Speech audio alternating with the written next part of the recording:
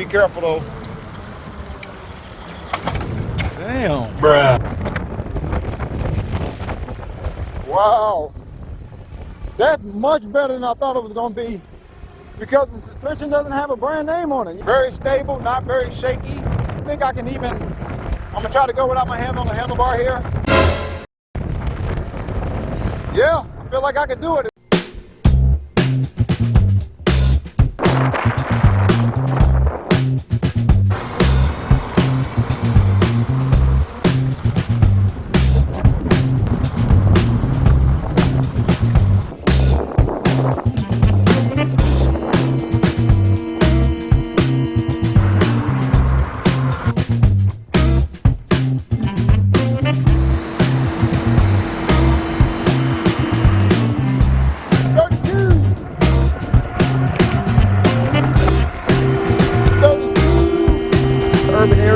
Whether you're in the streets or you want to go on the sidewalk. What's up, y'all? So we received what might be the best folding bike that's under $900 that we received this year. I say that because it has an 1800 watt motor. What?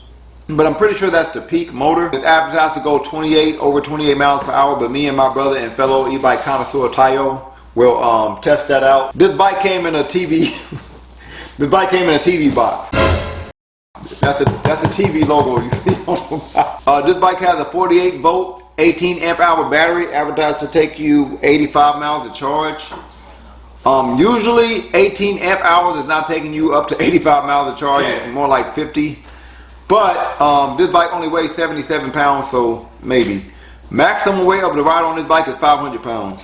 To purchase this e-bike, feel free to use my link and my code in the description below to get a discount. So what we're going to do is we're going to unbox this, we're going to put the bike together, go through all the features and see, is this the best folding bike under $900 that we reviewed this year?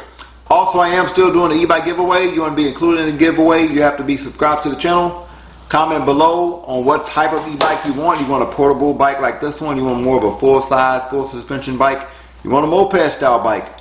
Comment below. You have to live in the US. You have to be subscribed. When I get to 40,000 subscribers, sending one of y'all an e-bike.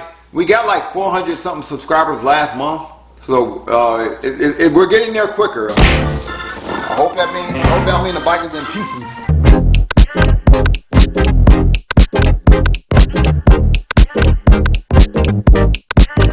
Alright, so this is what the bike looks like fresh out the box. Does look like it was wrapped pretty well. I doubt that anything is damaged. I do wish they did more to protect the front wheel, but the bike did come with a few boxes. It came with this box and then there's the box up here, so how about we see what's in these boxes first. Alright, looks like it came with our pedals, which are labeled, and I'm pretty sure those are foldable pedals, I believe. That look like our front axle to put our front wheel on. Nice array of tools with some hexagon Allen wrenches that I can actually use. The box had our really small battery charger to charge our 18 amp hour battery. It did do a lot to protect the body of the bike though, look at that. So as expected, always be careful when a bike comes in a really small box. Because that means it came in pieces, right? So we got to put together a lot. Both fenders, front and rear fender. We have to put the headlight on. We have to put the brake on. See, the brake is loose right there. Have to put the handlebar on, which is already attached. We got to put the rear rack on. We got to put the front wheel on. It looks like this is a 20x4 all-terrain wheel. Not sure what kind of tire is on there. I'm not seeing the brand, and it's all-terrain, but it's just a little on the slick side. So we'll see. We even have to put the seat on the seat pole. I don't see an owner manual. Guess we have to follow the instructions that are hopefully on the YouTube channel. Quick rundown on how we put the brake on. We just had to screw those two screws there and make sure that the brake was inside of the front fork there. That's all. How it's gonna work, I believe, is wheel gonna go here. Right outside the wheel is going to be this washer here that's a little wider, followed by that washer. Our front fork is going to go there, and then this washer with the hook on it. Washer with the hook on it is going to go outside the front fork, and then that last screw is going to go in. These wider washers, the one that's not as wide is going to go where our brake is. The other one's going to go on the other side of the front fork.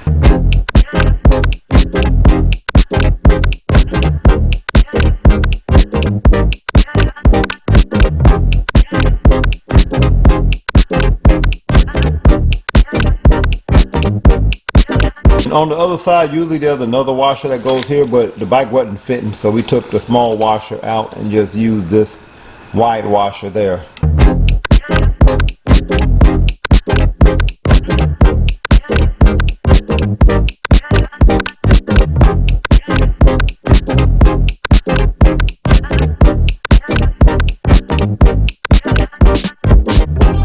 So that's front fork, headlight, fender, then the screw at the end. Kickstand is terrible, by the way. We keep having to hold the bike up because the kickstand is a little too big for the bike. Let's continue.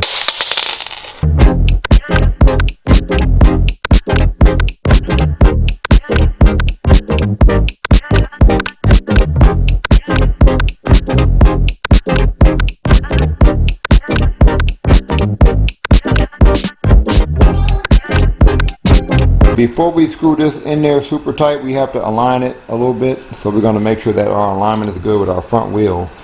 Then we're going to open this up and then tighten that screw in real good. After our alignment, we're also going to tighten up these screws here.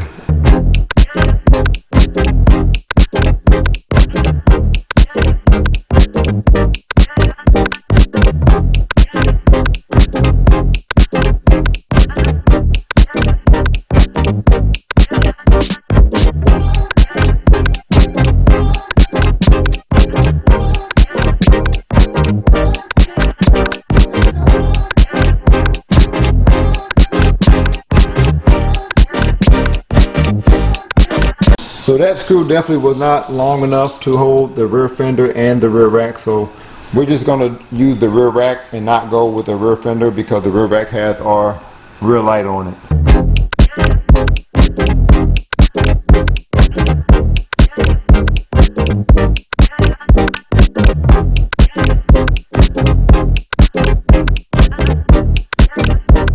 So we got the bike put together, took us about 50 minutes. So this bike is pretty standard for a folding bike. It's about 5 feet 6 inches from wheel to wheel. The seat at its lowest point from the floor is like 2 feet 6 inches. But the seat pole goes up pretty high. That's as high as it can go up there. The handlebar is fully adjustable, although it's a BMX style handlebar, which is great. Like my favorite folding bike, I wish it had that feature, but this bike does. So what we have it now is like 3 feet 11 inches from the floor, but you can not only adjust the angle of the handlebar, but you can also adjust the height. So the look of this e-bike is pretty standard for a folding bike. I reviewed several e-bikes with the same build type here, but I think it's a decent looking bike. Let me know what y'all think. Look at that suspension. And this looks pretty unbranded. So I don't know, but I've had this suspension set up on several other folding bikes, but the suspension set up right here where it's located, and it's hit or miss. Give y'all a look at this rear suspension. We also have suspension in the front of the bike, but looks like we can only open up or lock out the suspension in the front. But we do have a preload on the other side of your handlebar. I've noticed that hasn't really helped a whole lot with these e-bikes. I did not adjust the preload at all, so it's like it is out the box, but give y'all a look at this front suspension. Looking forward to how these tires, non-branded tires, are going to perform in our off-road test. And we did take the bike on a bike ride already in an urban area though. Get a look at the rear and front 180 millimeter Logan hydraulic brakes. Seat is on the slim side and on the, I guess it's not that firm. It's not that firm, and that's my dog y'all hear in the background. Handlebar is a little bit wider than standard for a small folding bike like this one. It's about 2 feet 2.5 inches wide, and it has this hard, rubbery, pretty standard handlebar grip on it. It's like you have your standard Shimano 7-gear shifter. Love that they figured out how to put a BMX style handlebar on a folding bike, but keep the folding technology on there, so you can fold this handlebar. First, I'm going to talk about how you can adjust the height of the handlebar. You just undo this clamp here, and then you can adjust the height of your, I guess, you put that in the groove there, and you can adjust the height. And it goes up pretty high though. And over here, you click this up, and you can undo that clamp there. Now you can fold your BMX style handlebar. Hope most folding bikes do that. Give you a BMX style handlebar and then give you the ability to fold it. You want to fold the body of the bike, then you just push this up, and you can undo that clamp there. Then you can fold your bike. Fold the body of your bike. Fold it all the way there. And that is what the bike looks like when it's completely folded. Again, love that you can fold the handlebar. Later we're going to show you just how it looked in our mid-size car in the back seat, but pretty portable. Now here you can take the battery out. There is the key that you have to put into the bike to turn the bike on. So if you want to take this battery out, then you turn the key. When you turn the key, this goes into the body. This here goes into the body. So use this hook here to take the battery out the body. You do have to keep the key in the bike in order to use the electrical parts of your bike. So I guess some level of anti-theft. Now I'm going to turn this bike on. I'm going to press and hold the power button here. Not sure how standard this display is. I've never had this display on a bike before. But it does look like a smaller version of a display I've had before with the same setup here on the screen. If I click the I button, I get more information on my display. Look like that gives me my trip mileage. Click the I button. That's my odometer, my maximum miles per hour, average miles per hour. In the upper left-hand corner, you have your battery life. We did just fully charge the battery. This is your pedal assist mode. Let's click the plus button. Look like we have 5 different pedal assist modes. We have our speed calculator. Pretty sure you can change that from miles per hour to kilometers if you want to. You have a panel. If I click that button, a pretty loud horn, especially for such a small bike. If I click that button, that turns my pretty standard but bright headlight on and my rear light on. And that rear light is also a brake light. Now if I click that button, that turns my pretty noticeable turner signal on the back of my bike. Looks like we have your more plastic chain wheel cover. I like the aluminum ones a little bit better. I think they're a little bit more durable. So we're not going to go into the advanced settings, and this bike has like over 10 advanced settings. So to go into the advanced settings, we're going to press and hold the plus and the minus button. And I'm not going to go through all of them. I'll go through the ones that I'm familiar with. Again, it didn't come with a manual. So P01 is how bright do we want our display, and by default, and you click the I button if you want to change the value. It looks like 3 is the highest it can go. We're going to make it at a 3, make the display as bright as possible. Click the I button to save our value. Click the plus button to go to our next setting. This is how we want to calculate our speed. Do we want to do miles per hour or kilometers? P04 is how many minutes until the bike automatically turns off. So it looks like by default it's at 10. P08 is our limit speed. And look like by default we can go 20, and I guess that's miles per hour, or we can change it to 64 miles per hour, or is that kilometers? That must be kilometers. We're going to put it to 64. P12 is our pedal assist sensitivity. And I think this is a must for all e-bikes in my opinion, because you might be using this bike for different purposes. You might want to ghost pedal.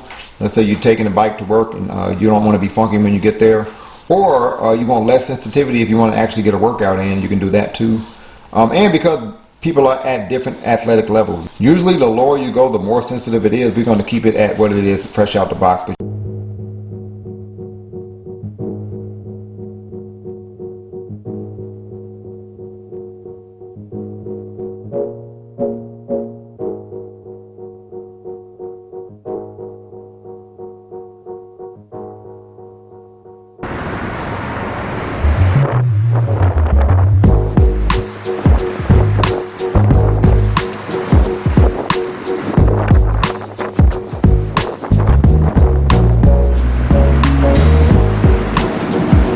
So this bike was pretty easy to transport, even though it has a BMX style handlebar.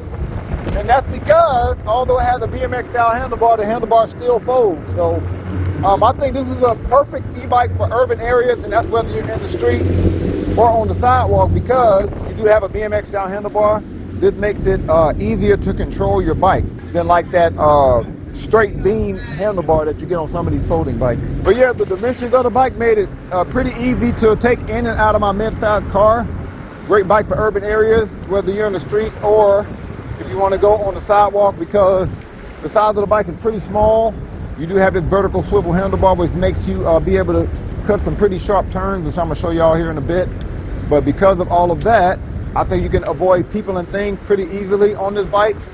And because of the full suspension, you can go through bumps and cracks that you get in the urban area without a whole lot of discomfort. Go ahead and turn here, but yeah, I think you can go through some, you can hit all the bumps and cracks that you would get in the urban area without a whole lot of discomfort because of the suspension. You know what I mean? Now the suspension ain't the best I've had on a folding bike, but Well, the price is pretty good. Definitely good enough for an urban area. Yeah, really sharp turns like this one. I'm gonna go from the street to the sidewalk there. So yeah, I know you get some pretty interesting street to sidewalk opportunities in an urban area, but yeah, I think this bike is great for that.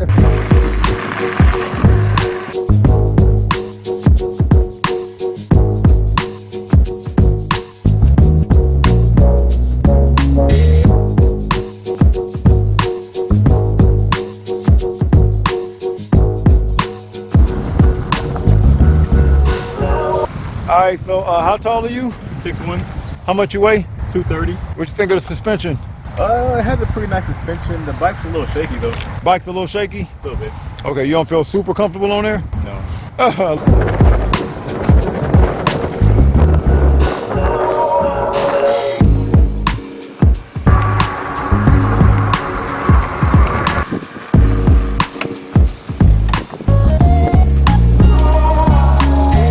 All right, so we're not gonna test out these all-terrain tires. They were kind of grippy. I guess we're gonna find out how grippy they are. Go through some gravel here.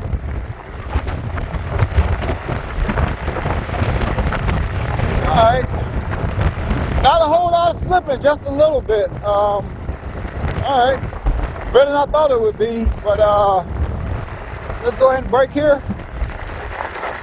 Oh, not bad. All right. Now, although we have some pretty grippy wheels and a nice wide BMX style handlebar, which again gives you great control of a bike for a folding bike, I'm hit or miss on whether I would use this bike for leaning because the handlebar is still on a vertical swivel stem. So that means that this handlebar can still spin 360 now. So we're not going to go off-road with some hills, test out the tires, but mainly test out the suspension.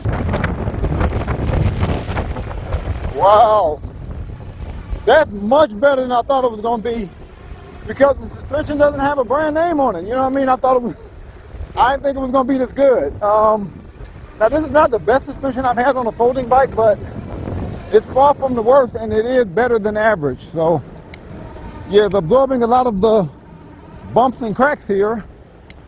And it feels like it's mainly the suspension in the back too. So, damn, this is pretty good. And I don't know if my camera's doing it justice, but yeah, definitely absorbing a lot of the bumps and the cracks. I'm not feeling a whole lot of the bike is not very shaky, so not bad. Let's go down here. All right, not bad. All right. So for I guess the standard suspension, that's pretty good. On a scale of 1 to 10, I give it like an 8.5. And fresh out the box, I would say the pedal assist is pretty perfect in mode 1 through 3, and I didn't change anything.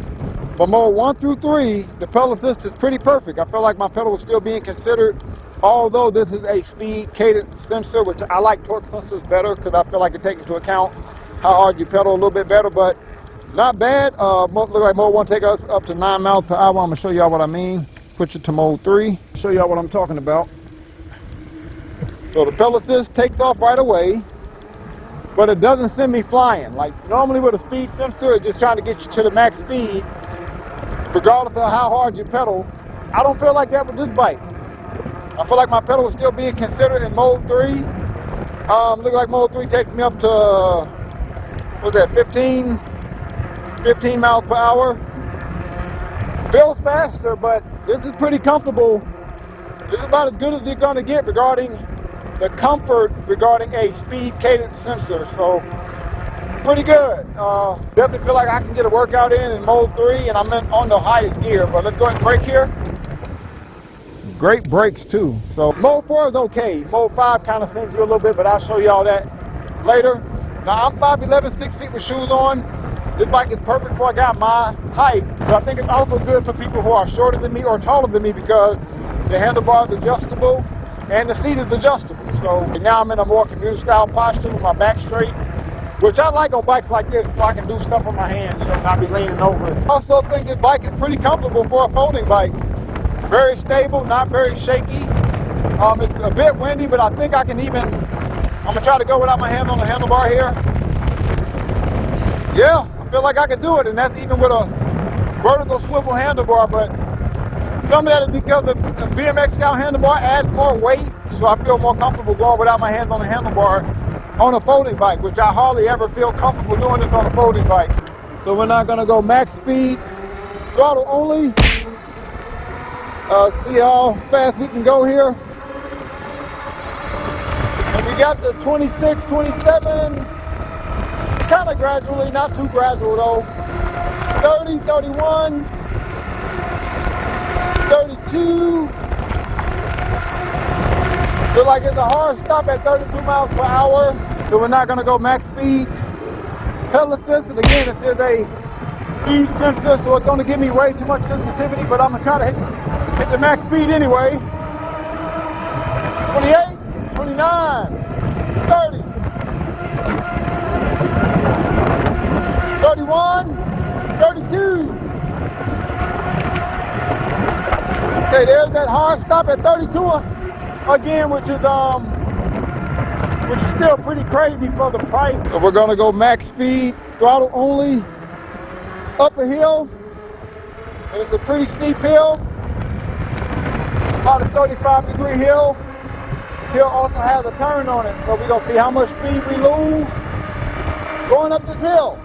So we're going into the hill at, what, 28 miles per hour. We're going into the hill now.